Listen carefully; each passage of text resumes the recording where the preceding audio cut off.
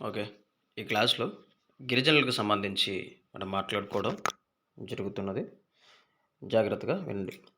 భారతదేశంలో ఉన్నటువంటి రాష్ట్రాల్లోకెల్లా గిరిజనులు అత్యధిక సంఖ్యలో ఉన్న రాష్ట్రం మధ్యప్రదేశ్.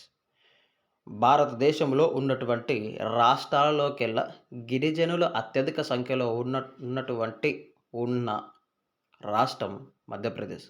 కాగా రెండవ స్థానంలో ఉన్న రాష్ట్రం మహారాష్ట్ర. మొదటి రాష్ట్రం మధ్యప్రదేశ్ కాగా రెండవ రాష్ట్రం మహారాష్ట్ర. రాష్ట్ర జనాభాలో అధిక సంఖ్యలో గిరిజనులు గల రాష్ట్రం మిజోరం. అంటే 94.9% ఉంది. రాష్ట్ర జనాభాలో రాష్ట్ర జనాభాలో అధిక సంఖ్యలో గిరిజనులు గల రాష్ట్రం మిజోరం. అంటే కన్‌ఫ్యూజ్ అవ్వకండి. అన్ని రాష్ట్రాల్లోకెల్లా అత్యధిక గిరిజనులు గల రాష్ట్రం మధ్యప్రదేశ్ కాగా, రాష్ట్ర జనాభాలో అధిక గిరిజనుల శాతం గల రాష్ట్రం మిజోరం. భారతదేశంలో అన్ని రాష్ట్రాల్లోకెల్లా అంటే తక్కువ గిరిజనులు గల రాష్ట్రం ఏంటి అంటే గోవా.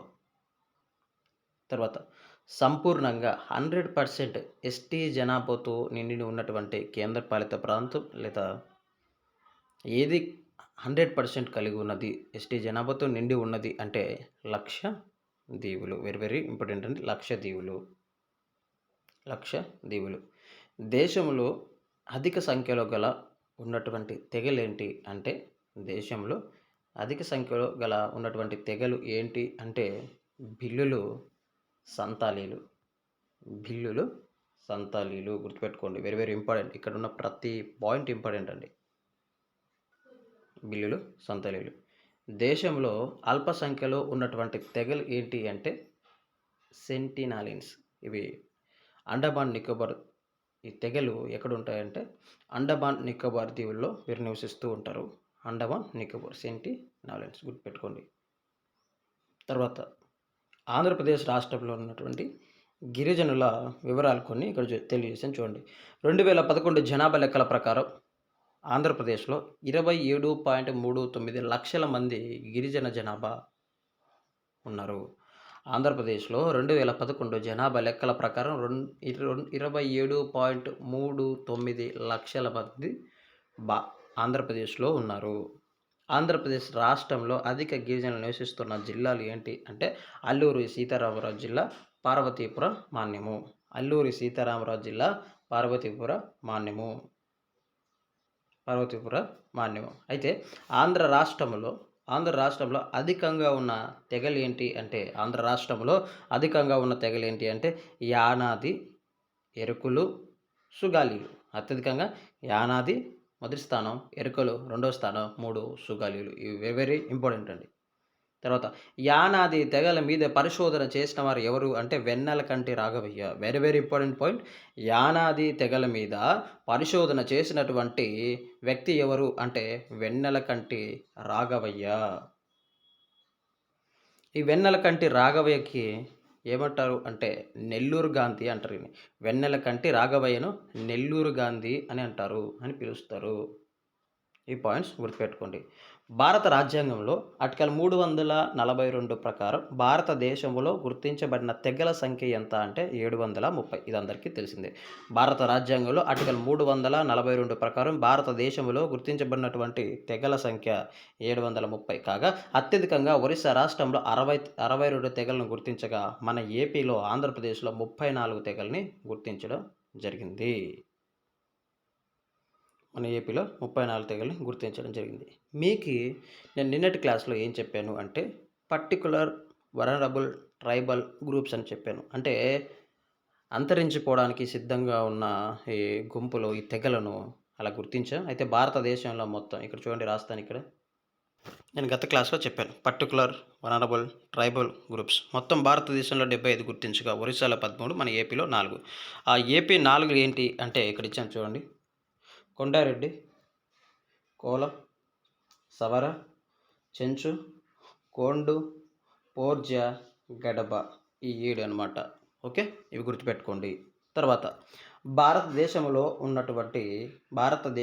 ఉన్నటువంటి గిరిజనులు మరియు ఆంధ్రప్రదేశ్‌లో ఉన్నటువంటి గిరిజనుల వివరాలు ఇక్కడ నేను మీకు క్లియర్‌గా అర్థమయ్యే విధంగా టేబుల్ రూపంలో ఇచ్చాను. భారతదేశంలో ఉన్నటువంటి గిరిజనులు, ఆంధ్రప్రదేశ్‌లో ఉన్నటువంటి గిరిజనుల వివరాలు ఇక్కడ నేను టేబుల్ రూపంలో మీకు ఇచ్చాను. వివరాలు ఏంటి ఇచ్చాను? భారతదేశం ఇచ్చాను, ఆంధ్రప్రదేశ్ ఇచ్చాను. జాగ్రత్తగా చూడండి.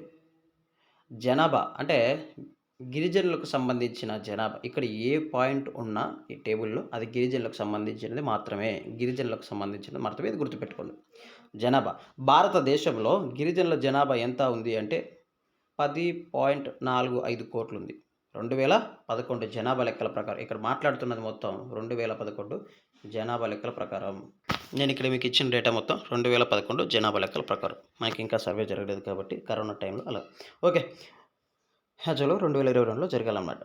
వివరాలు. జనాభా ఎంత ఉన్నారంటే భారతదేశంలో 10.45 కోట్ల జనాభా ఉన్నారు. అయితే ఆంధ్రప్రదేశ్‌లో 27.39 కోట్లు ఉన్నారు. ఆంధ్రప్రదేశ్‌లో 27.39 లక్షలు. దేశంలో కోట్లలో ఉన్నారు. రాష్ట్రంలో లక్షల్లో ఉన్నారు. ఇక్కడ కన్‌ఫ్యూజ్ అవ్వకండి. తర్వాత శాతం పరంగా చూస్తే ఈ గిరిజనులు భారతదేశంలో జనాభా మొత్తంలో 8.6% ఉన్నారు. 8.6% ఉన్నారు. ఇక్కడ ఏపీలో చూస్తే జనాభాలో 5.5% ఉన్నారు. తర్వాత విస్తీర్ణంలో చూస్తే వీరు భారతదేశ విస్తీర్ణంలో ఎంత విస్తీర్ణం ఉన్నారు అంటే దేశం మొత్తంగా 15% విస్తీర్ణంలో ఉన్నారు. ఆంధ్రప్రదేశ్ విస్తీర్ణంలో చూస్తే 7% విస్తీర్ణాన్ని కలిగి ఉన్నారు. తర్వాత అక్షరాస్యత చూస్తే 58% అక్షరాస్యత కలిగి ఉంటే దేశవ్యాప్తంగా ఆంధ్రప్రదేశ్లో 48.83 అక్షరాస్యతను కలిగి ఉన్నారు. వీరిలో క్లియర్‌గా ఇచ్చాను చూడండి. పురుషుల్లో దేశ జనాభాలో పురుషుల్లో అక్షరాస్యత ఈ 58%లో పురుషులు ఎంత ఉన్నారు అంటే 68.5% ఉండగా స్త్రీలు 49.4% ఉన్నారు. తర్వాత ఆంధ్రప్రదేశ్ విషయానికి వస్తే 48.83 అక్షరాస్యత ఉంటే అందులో 58.37 అక్షరాస్యత పురుషులు ఉండగా 39.40 స్త్రీలు ఉన్నారు. ఓకే. ఈ టేబుల్ జాగ్రత్తగా గుర్తుపెట్టుకోండి. మీకు బిట్ వస్తే ఇక్కడ నుంచి ఏది అడిగినా మిస్ అవ్వదు. ఓకే. జాగ్రత్తగా ఈ పీడిఎఫ్ నుంచి ఖచ్చితంగా బిట్ వచ్చే ఛాన్సెస్ ఉంది. క్వశ్చన్ పడే ఛాన్సెస్ ఉంది కాబట్టి జాగ్రత్తగా చూడండి. పీడిఎఫ్ కావాలన్న వారు నాకు మెసేజ్ చేయండి. ఇక్కడ పీడిఎఫ్ అని కామెంట్లో పెట్టేసి నేను మీకు పంపిస్తాను. ఓకే. ఓకే అండి. జాగ్రత్తగా చదువుకోండి. గత క్లాస్లో నేను చెప్పాను. పర్టికులర్ వలనరబుల్ ట్రైబల్ గ్రూప్ అంటే ఏంటి? 75గా గుర్తించారు. ఒరిస్సా ఏంటి? ఏపీ ఏంటి? ఇవన్నీ నేను క్లియర్‌గా చెప్పాను. ఓకే. ఇక్కడ చూసుకోండి గత క్లాస్లో.